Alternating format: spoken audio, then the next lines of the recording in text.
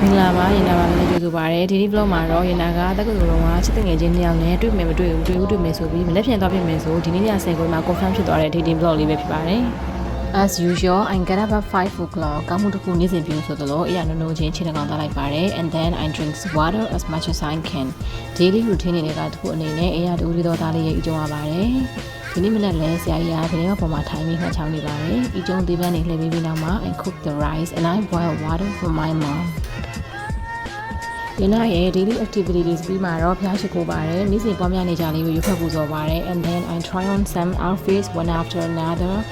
after that I found the suitable one try ကိုလေးဆောင်လာလို့ပြီးရတာအကြိုက်ဆုံးမတွေ့သေးဘူးနဲ့တကယ်ချင်းကဖုန်းဆက်ပြီးဖြစ်ရကြောင်းအစီအပြားတစ်ခုပဲယူလိုက်ရပါတော့တယ် Practice makes perfect. This peak is absolutely practical. Before I go, I didn't find any outfits, so I take a few time to wear. ပြောချင်တာကတော့ပွဲဝင်ကြီးပြန်အချင်းပါမှာဒါလိုရတဲ့အချိန်တွေကိုပြရမှာဖြစ်ပါတယ် That's just a daily reminder. My talkative friend and I met at the bus stop and headed to Mingalado. ညလုံးမြောက်ဟာဆိုရင်ဖြင့်တမျိုးရဲနေပြီးထင်းရတော့ခတ်ပါတယ်ရောက်ပြီဆိုတော့ဆိုပါလို့ရှင်မင်းမနောက်မှပါတော့ကွာစားလို့ဒီမှာကောင်းကြောင်းလေးပြောရင်တိုင်းစားလိုက်တဲ့တော့ဖြစ်ကြပါတယ်ကျမရဲ့အတင်းဆမ်းမထင်ရတဲ့လက်ရကိုထိုင်ပြီးတော့ကြည့်ပြီးတော့စောင့်နေပါတယ်နောက်တော့ဖြုတ်ပြီးရတော့မှာတော့ရေရစားလာလို့အေးဝတ်တော့လိုက်ပါတယ်ငါနေမကောင်းတော့နည်းပဲစားမယ်ဆိုသူကြီးကရှော့စားဆိုလို့ဘာမှကျေစီဖြုတ်ပြီးတော့ရှော့စားနေပါတယ်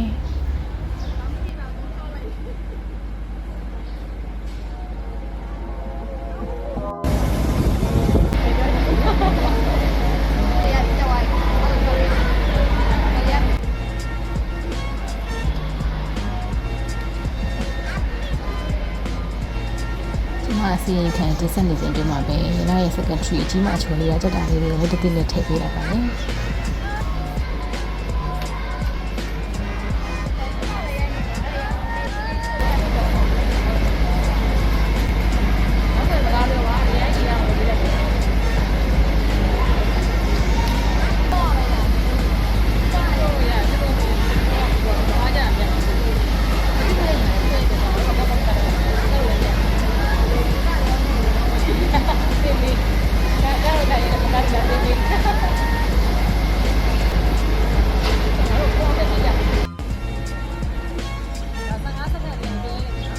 round ပြီးတော့အဝါပြစားတော့တင်လို့ပြီးတော့အပြန်ခီးစကြပါတယ်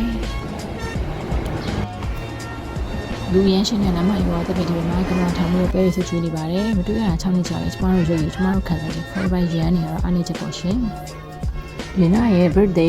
tree ဆိုတော့အဖြူနဲ့အသေးကြော်လေးက birthday present အနေနဲ့ဝတ်ဆက်လေးတစ်စုံပေးပါတယ်ကျေးဇူးတင်ပါဖေဖေ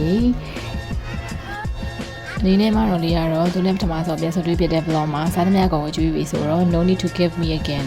thanks for caring and loving me a lot I'm hoping to date you again